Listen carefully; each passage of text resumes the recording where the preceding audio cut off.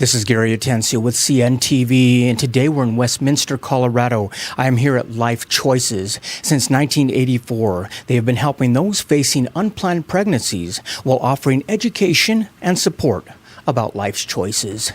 I'm here with Rick, who is the CEO. Ladies, thanks for joining us here today. Let's start off, Rick, a little bit about yourself. Share with me how you got involved in this organization. Actually, I heard about it when I was an executive pastor, and I had left that position and was looking around doing something different. I had riffed myself from there, and one of the staff said, "Hey, do you know Life Choices is looking for?" At that time, it was a new executive director. Excellent. Did you feel it was a pretty good fit for you, the organization? You know, actually, at the time, I wasn't sure that this is what I wanted to do. When they interviewed me, they asked me what I knew about Life Choices, and I said, I know Life Choices works with saving babies and baby bottles. And I stopped, and the board said, "What else do you know?" I go, "That's it." That's it. Yep. I didn't have the heart to tell them I couldn't even find the building. And then as I kid the board now, I said, "You still hired me." But it's been great. I've been here a little over 8 years, and it's just been an outstanding organization to work for and be a part of. Excellent. Vicki, let me ask you, you're the North Metro Center Director. Is this type of industry something you've always been involved in? No, I'm new to it. I've been here for 2 years. Interesting. Does it seem to be a good fit for what you're doing? Yes, it does. I really enjoy being able to help moms figure out the decisions that they need to make in regards to pregnancy. Excellent. Let's go ahead and begin a little bit here. Obviously, it can be a very exciting time to bring life into the world, to be pregnant. Yet, it would probably be safe to say that for some of us, it's not so exciting. I mean, it's a time when it can be very unsurety. We're not sure of what's going to happen. I would imagine this has been the case not only centuries ago, but also today. Is that the reality of what you experience every day?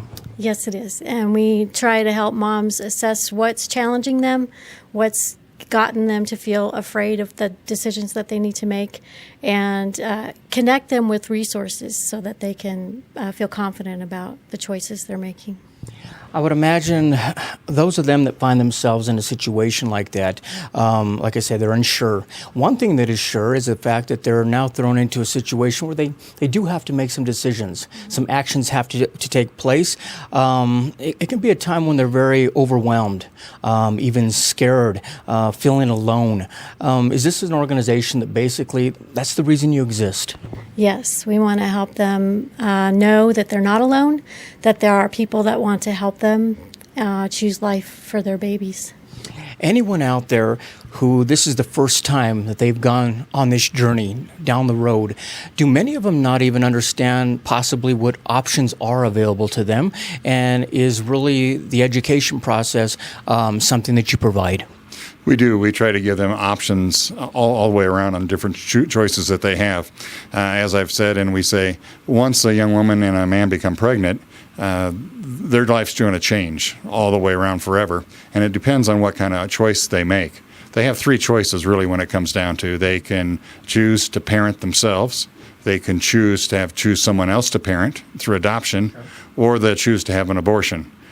We counsel, and we always are pro-life, and we would like them to choose one of the first 2 options, although we still have a percentage of our clients that come in that still choose to go ahead and have an abortion anyway. But we still serve them with love. We don't pressure. We don't try to leverage. We don't try to scare them. As Vicki said, we just try to give them the information they need so they can make an informed decision on what they want, how they want to go forward. Excellent. I mean, obviously, the statistics are pretty clear. I mean, it's written that if you really want to eliminate or prevent a pregnancy, you can't have sex. That's the only way to keep 100%, really. Yet, our couples, do they find themselves surprised? Because many times maybe they were using contraception, maybe they were trying their best, but yet here, lo and behold, they've missed a period. What do they do at that moment? They will either Google abortion or pregnancy center, one or the other, so they can confirm that pregnancy. So the first thing is confirming the pregnancy. Let's talk about some of the services you provide for that first step. We're talking about pregnancy tests, even ultrasounds. Tell me about the pregnancy test. Does that take place here? Yes, and I'll let Paula answer that question because she's our nurse. Paul, let me ask you this. Obviously, the pregnancy test, the first step, even an ultrasound to ensure that we've got a healthy pregnancy. Tell me about that process. Well, we have them come in and we have them leave us a urine sample so that we can do a pregnancy test on it. We also check for urinary tract infections in the process. So it's kind of a two-step thing. And once we can confirm pregnancy, then we can help them figure out how far along they are by doing the ultrasound. And we can figure out whether they have a viable pregnancy in the uterus at that point.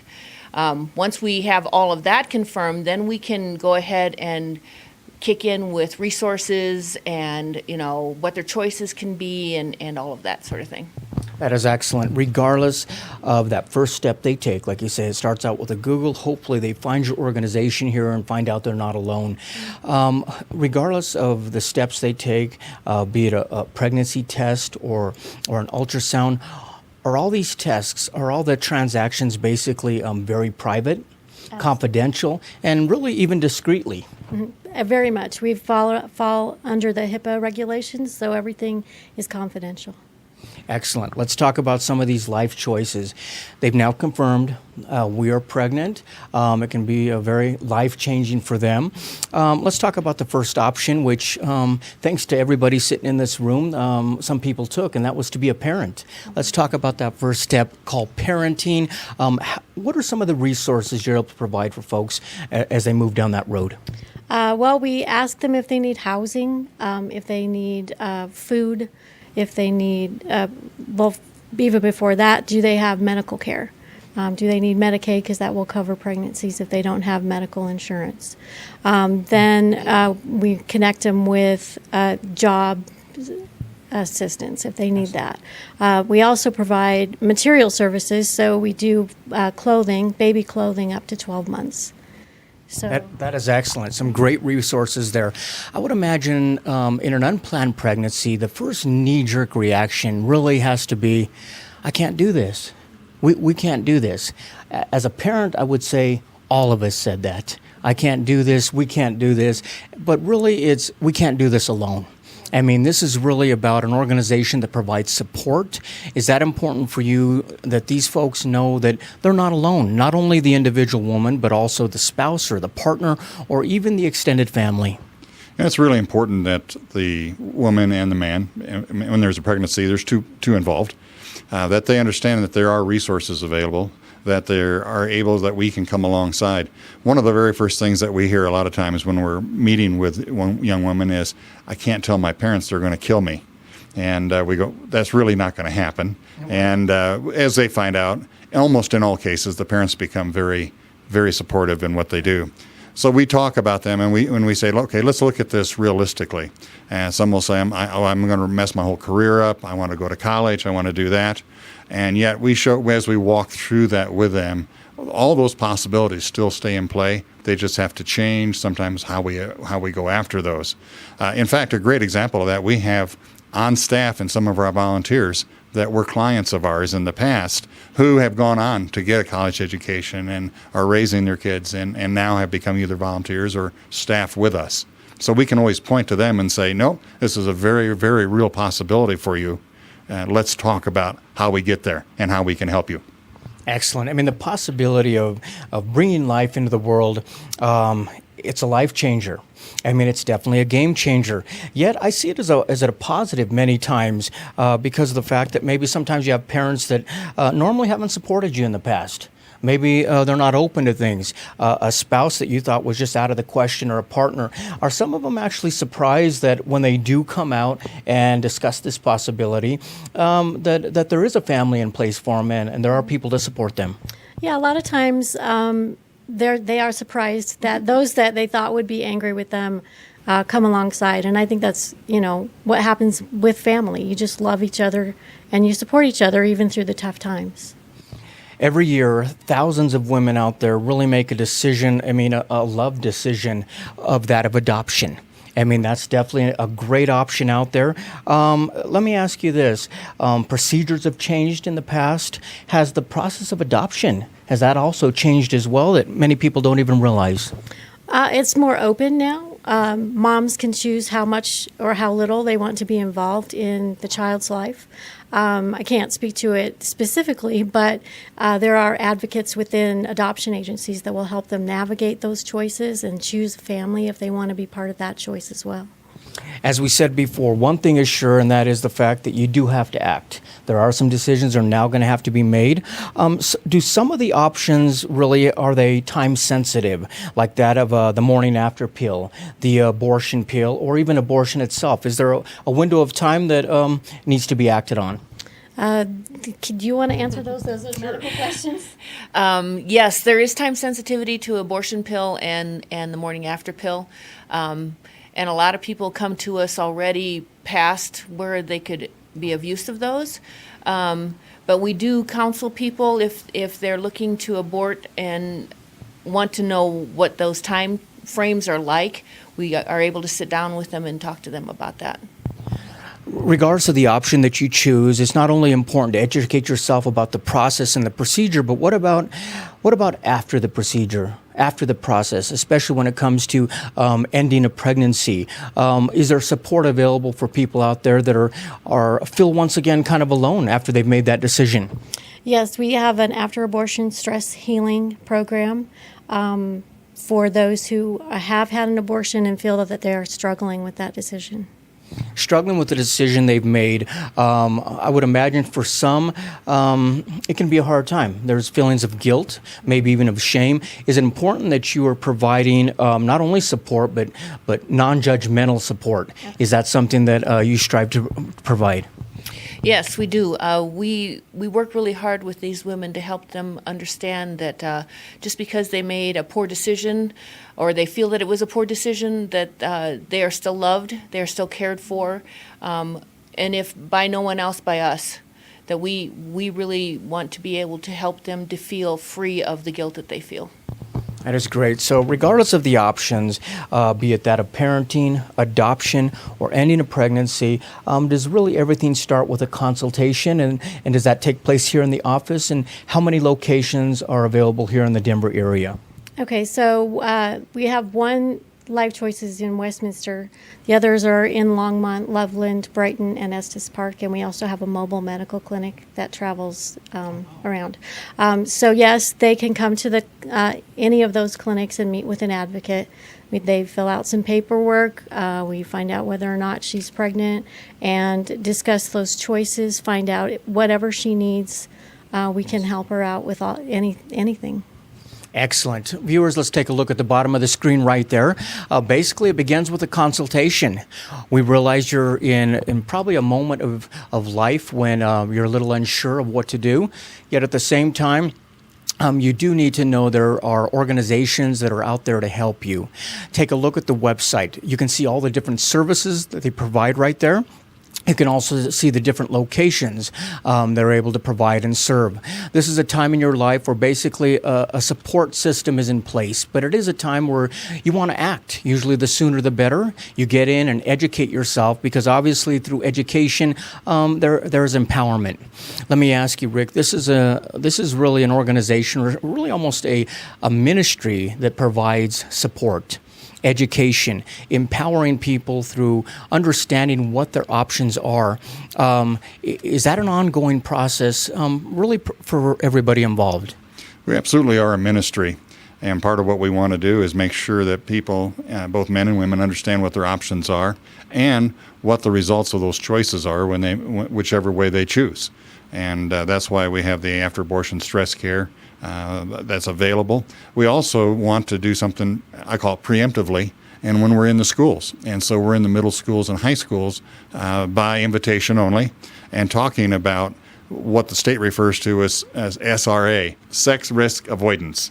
And then there's sex risk reduction, and that's SRA and SRR. We focus on SRA, and because we want kids to understand that if you abstain, you don't have to worry about getting pregnant. You don't have to worry about getting STDs, but we educate them all with that. And it's really some really interesting information that they get, and the results and the comments that we get back from the students when we do the surveys. The one we hear common: how come nobody's ever told us this before? How come nobody's told us that condoms don't always work? How come that no contraceptive is 100% effective? And so it's not a scare thing. It's an education piece that we do. It goes right back to the main core of what we do, is educating people so they can make educated decisions on what they do. We don't give them just one option and then force them. We don't manipulate. We don't leverage anyone. We don't try to scare anybody. Here's the facts. And, we find out when people have facts and they have the information, they can usually make some very wise decisions in what they do. So we're talking about not only education after you found out that you're now pregnant, not only education about what you should do after, but education before the fact, a sex 411. I would almost have to say there has to be, the truth will set you free. Are there many myths out there when it comes to sex? Have you found that kids are learning things that really can misguide them? We hear that a lot, and some of the questions that they ask, and with the access to the internet, and by the way, while our presenters are presenting, a lot of times they're sitting in class on their on their smartphones, pulling up that information, and they'll go, that's correct. We didn't realize that. We have one that we call the slideshow, which actually shows pictures of STDs that have gone, what that looks like. And it's not a pretty picture, but they need to know, and it helps also for them to recognize in what they're doing.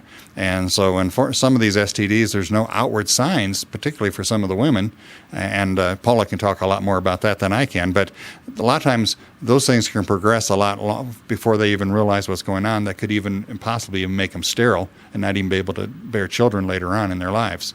So it's interesting that for our students that they get to hear that, and it's important. Absolutely. Not only is safe sex a buzzword, but it's really a broad term because everyone thinks of preventing pregnancy. Yet, as you say, we're talking about STDs, things that are life-changing, yet with some education on the front end, understanding that the power in abstinence, understanding the way to say no in a right way that can lead you down a relationship that in the end road, there's some satisfying sex in marriage, and that's what a lot of these students out there are somewhat surprised to hear, I imagine. They're very surprised to hear that. In fact, there's a number of surveys out there that show the most satisfying sex is within the marriage concept, and because that's not what they're being told in the movies, in the magazines. The best sex is outside of marriage, and it's right now. So go out and try it and do those kind of things. And as we go through and present, they understand that. Oh, that isn't really true. Okay, now we can find out and see what we're going on. And we deal only in facts. We use resources such as CDC, Guttmacher Institute, which is an arm of Planned Parenthood, surprisingly enough. But there's some good information. We don't deal in opinions, but we deal with facts, and we stay with that. And by the way, our curriculum is approved by the school districts that we're in, and it meets the criteria of the state of Colorado. That is impressive. Obviously, the world out there, movies, theater, Hollywood, they paint a picture that once a mistake is made, you're alone. You're going to deal with that mistake. That's not always the case. There are people out there, there's organizations that come together. Obviously, this entire organization really exists because of people coming together, not only supporting, but also in donation, able to give out. What are some of the ways they're able to help out? Well, donations are big, and one of the things I always like to point out, we don't accept or do we take any tax money. So all of our funds that come in are from donations, from churches, from businesses, and from grants, and we do that throughout the year. In fact, all the services that we offer that we've talked about, we offer at no cost to our clients and to our patients when they come in. So if they go to lifematters.org, there's a button where they can click and make a gift. And that allows us to continue to offer the services that we do in the 5 locations plus our mobile medical clinic. Excellent. Let me ask you, Rick, as you explained earlier, this is an organization that kind of found you. They knew more about you than you knew about them probably when they began. Now that you have seen the full scope of all the services and options that are provided to folks out there, is this a rewarding occupation for you? And it's very rewarding. I spent my first year, I think, drinking from a fire hose. and getting to understand everything. And but to see how we can change people's lives for the positive has been absolutely amazing. And I think the other amazing part of it is not only working with the clients and the patients that come in, but working with our staff and our group of volunteers that help us out. On an average year, volunteers will put in around 15,000 man hours in our organization. And you can't but help feel blessed and feel just great being able to work with a group of people like that.